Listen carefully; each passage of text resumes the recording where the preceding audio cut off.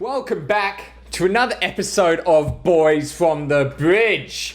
What a World Cup this has been. Some standout performers, some huge disappointments, some crazy results like Saudi Arabia beating Argentina, Japan beating Germany. These are just some of the standout results, but there have been so many. In this video, I'm going to be discussing England's standout players so far. It's pretty hard to choose as there have been quite a few standout players, so let's get into it.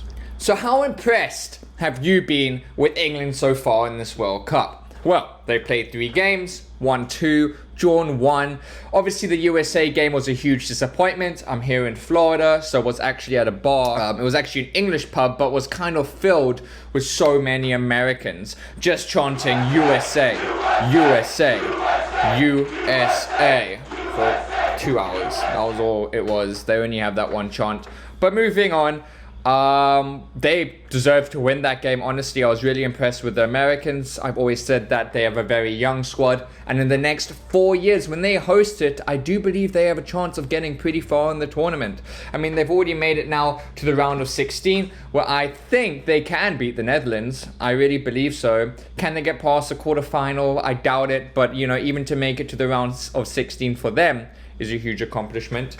But looking at us as we finished first, we obviously had that very impressive performance against Iran.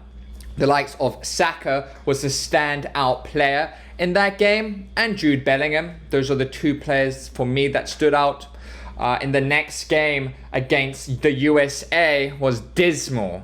Very, very dull performance. Honestly looked like we were playing for a draw. The standout player for me in that team that faced the USA was Harry Maguire. Has come under a huge amount of scrutiny from the media, from the fans. You know, the public really believed that he shouldn't have been in the World Cup team. I was definitely one of them. Did not think that he deserved to be in the World Cup team because he's not even playing for the Manchester United starting 11. So how can he be expected to start for England? But he has proved me wrong. Southgate has stayed true to his word and picked Harry Maguire, and he has been absolutely awesome. So impressed by how he's played in the first 3 games for England. You know, I wasn't sure. I was feeling very nervous about playing a back 4 and having Harry Maguire as one of the centre backs in a back 4. I was thinking obviously in a back 3 when Harry Maguire is one of the centre backs in a back 3. The likes of Kyle Walker, if we play him alongside Harry Maguire, can get him out of trouble. But, you know, he's proved me wrong. I'm very happy for Harry Maguire, and I really hope that he has an awesome tournament going ahead. And then when he gets back to United, he can flop again. Joking, I hope he keeps doing well. So, Saka, Bellingham, and Maguire were the 3 standout players from the first 2 games, in my opinion. Moving on to that 3rd game. Fans were begging for Phil Foden to start, and he finally did. Him and Rashford didn't have the best 45 minutes, but you know what? Southgate saw this, ended up swapping them on the wing for the next 45 minutes, and how that worked. Phil Foden on the ball is truly something special. Marcus Rashford is joint top scorer in the World Cup. He has been so good for England, and you know, he has to be undroppable now because he did score 2 goals against Wales, scored a goal in the first match against Iran. He's looking like he is enjoying football again. I know he's had a difficult time at Manchester United, the same as Harry Maguire, and also he has had a difficult time with his mental health, but it's so good to see him smiling again.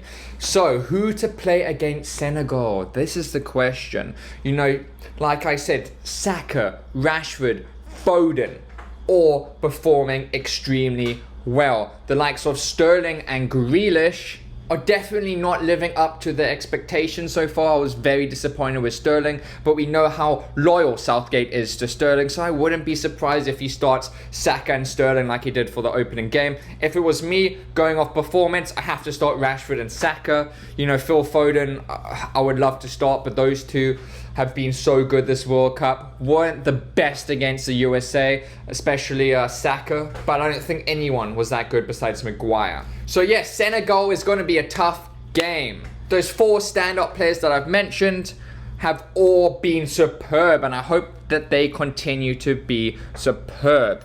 But for me, the standout player of this tournament so far is Harry Maguire. I say this because everyone expected him and maybe even wanted him to do badly, and he's come out firing, proved his critics wrong, also proved to Gareth Southgate why he was picked for this England team and why he started every single game in the World Cup. So Harry Maguire, keep it up, lad. You're doing so well. Marcus Rashford, definitely number 2, very close behind him. But yes, this has been my review of how England have done so far. Some standout players, the standout player in Harry Maguire. But till next time, see you later.